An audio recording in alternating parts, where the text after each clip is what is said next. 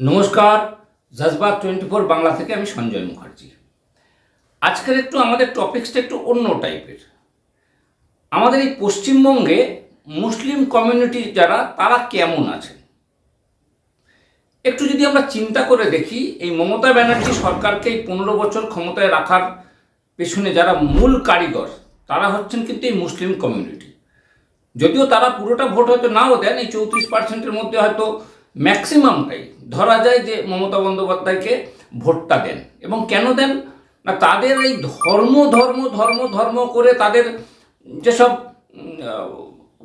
ভুল ভ্রান্তি যেসবগুলো আছে সেগুলোকে মাফ করে দিয়ে তাদের ধর্ম নিয়ে উস্কানি দেওয়া হয় এবং সেই ধর্মের উস্কানিতে ওনারা খুব উদ্বুদ্ধ হয়ে যান, হয়ে হয়তো ম্যাক্সিমাম ভোটটা তৃণমূলকে দেন।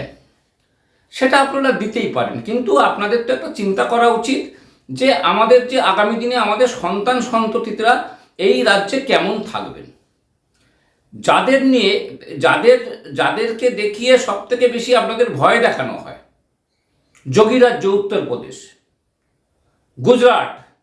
আপনারা কি জানেন যে যোগী রাজ্য এবং গুজরাট তাদের মান আমাদের পশ্চিমবঙ্গ থেকে আপনাদের যে কমিউনিটি মুসলিম কমিউনিটির মান কিন্তু অনেক উপরে। কিন্তু আপনারা ওই ধর্ম ধর্ম ধর্ম ধর্ম ভুলভাল কথাগুলো যেগুলো আপনারা হয়তো বলে ফেলেন সেগুলোকে মমতা বন্দ্যোপাধ্যায় শুধরে দেন, শুধরে না দিয়ে উনি আপনাদের উস্কানি দেন। আপনারা ভাবেন এই তো আমাদের হয়ে বলছে, তো আপনারা ভোটটাও গিয়ে দিয়ে দেন। সেটা আপনারা দিতেই পারেন, কিন্তু আপনাদের সমাজের মুসলিম সমাজের যারা শিক্ষিত মানুষ আছেন তারা কিন্তু এটা ভালো করে জানেন যে আপনাদের যে জীবনযাত্রার মান এই রাজ্যে সব থেকে কম। যারা পরিযায়ী শ্রমিক যারা এখান থেকে বাইরে যান, যোগী রাজ্যে উত্তরপ্রদেশ বিভিন্ন জায়গায় যেখানে যান, তারা কিন্তু পরিষ্কার আমাদের ক্যামেরার সামনে বলেছেন যে আমরা বাধ্য হয়েই আসি এবং সেখানে গিয়ে কিন্তু আমরা যথেষ্ট ভালো আছি, পশ্চিমবঙ্গের থেকে অন্ততপক্ষে ভালো আছি। কিন্তু এখানে সেই ধর্মের সুশ্রুরানি। দেখুন, ধর্ম নিয়ে সবাই সুশ্রুরি খায়, হিন্দুরাও খায়, খ্রিস্টানরাও খায়, আপনারাও খান, সেটা আপনারা করতেই পারেন। কিন্তু আপনাদের জীবনযাত্রার যে মান সেটাকে তো আস্তে আস্তে করে উপরে তুলতে হবে, শিক্ষা দীক্ষায় ঠিক হতে হবে।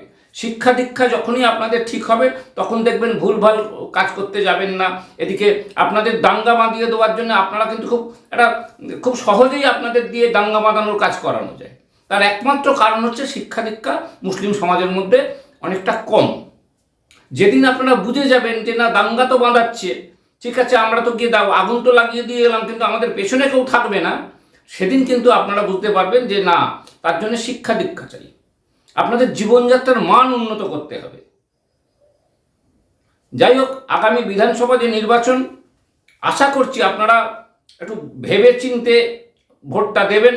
হুমায়ুন কবির নিজেই তো মাঝে মধ্যে বলেই ফেলছেন যে মুসলিম সমাজের জন্য মমতা ব্যানার্জি সরকার কিচ্ছু করেনি।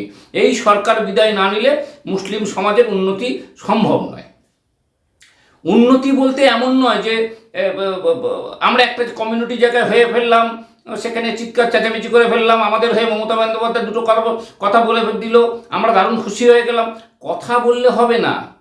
আপনাদের দেখুন, আপনাদের স্ট্যান্ডার্ড কী ছিল, সেই স্ট্যান্ডার্ড আস্তে আস্তে উপরে উঠছে কিনা। তো আগামী বিধানসভা নির্বাচনে আপনারা আশা করছি যাতে দেশের ভালো হবে, দেশের সুনাগরিক হিসেবে চিন্তা ভাবনা করে ভোটগুলো দেবেন। আপনি যাকে ইচ্ছে দিতে পারেন, চয়েস আপনার, কিন্তু যাতে আগামী দিনে আপনাদের সন্তান সন্ততিরা ভালো থাকেন, তাদের জীবনযাত্রার মান যাতে উন্নতি হয়, এসব চিন্তা ভাবনা করে কিন্তু ভোটগুলো দেবেন। নমস্কার, ভালো থাকবেন, সুস্থ।